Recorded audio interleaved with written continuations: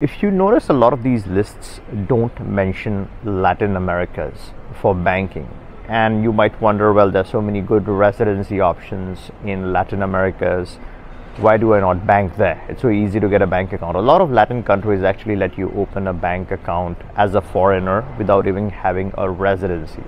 Now that might seem easy theoretically. You obviously need help from a local person to set up this bank account unless you're fluent in Spanish.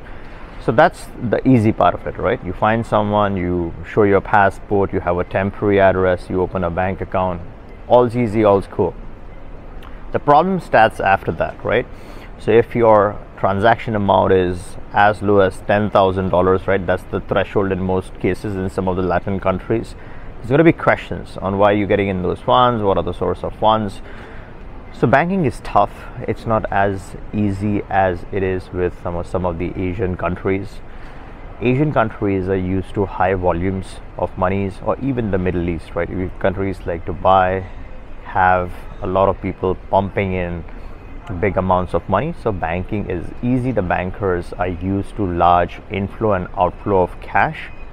When you talk about Latin Americas, that is missing. You have money, you can get money into your bank one way. Yes, you can justify your source of funds, but when you're doing transactions internationally, online transactions, money transfers, etc., it's going to be a hassle, in my opinion. Now, you often see Hong Kong, and I'm currently in Hong Kong. It's a beautiful, tiny nation. One of the biggest advantages of Hong Kong is that a lot of country nationals have visa free to enter Hong Kong. It's a beautiful, tiny little nation. Let me show you around.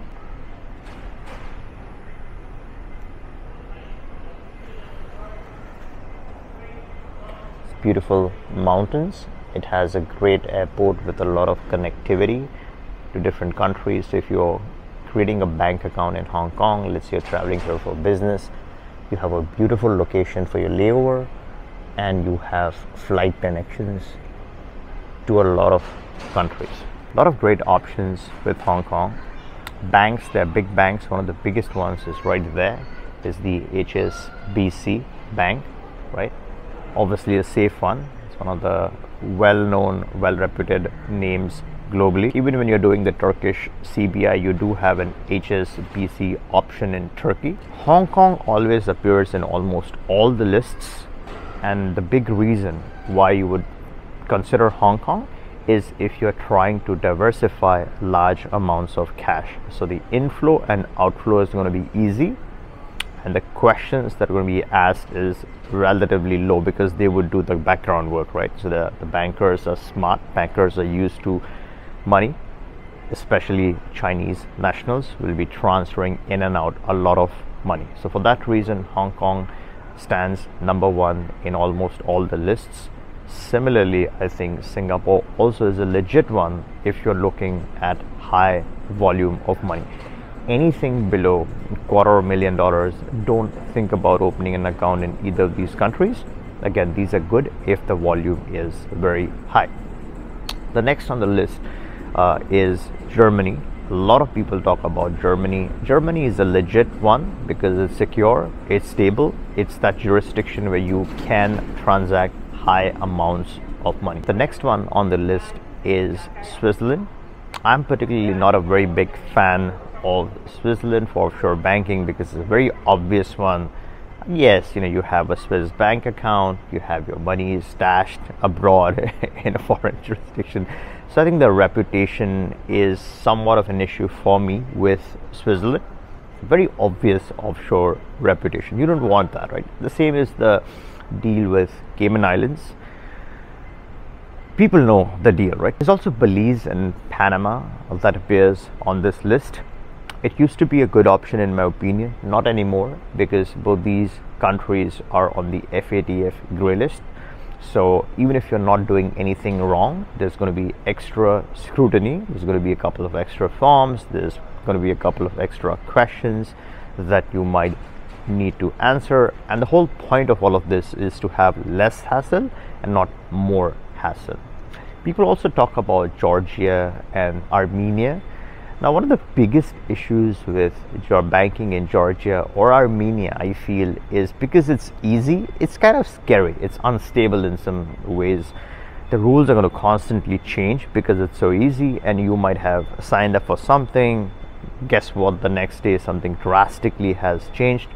So you don't want that change necessarily, right? It might be easy to get in, but it might then get exceedingly difficult once the rules start changing on you. You want a jurisdiction which does not change with time.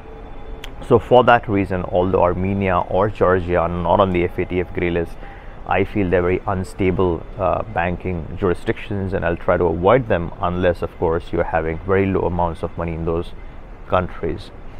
Seychelles, again, FATF grey list.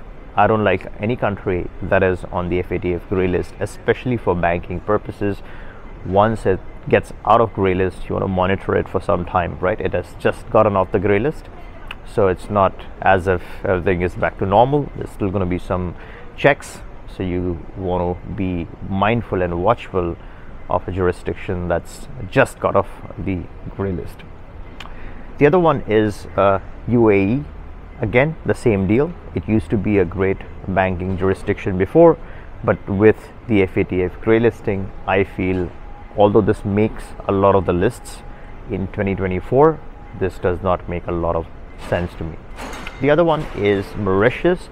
Now, Mauritius is interesting. It has very easy options for residency. You also have an option where you're parking 50K USD in a bank account. It's not only helping you diversify your funds in a beautiful country, but it also is giving you a residency in Mauritius. So if you're looking for both offshore banking and a residency, then Mauritius is a good option. Mauritius has 3 options to get your residency. One is by opening a bank deposit of 50,000 USD. The second one is for people who are retired, right? Let's say you're over 50, then you can directly qualify for a residency, and then you can open up whatever kind of bank account you want to open up. Maybe it's a retirement savings account, so that's an option. And the third residency option is, of course, by real estate purchase. Let me know your thoughts in the comments. What are your favorite picks for banking abroad, banking in an offshore jurisdiction in 2024? And if you like this video, give me a thumbs up. Make sure you're subscribed to this channel for the latest tips and tricks and updates on residency options. All right, catch you in the next one.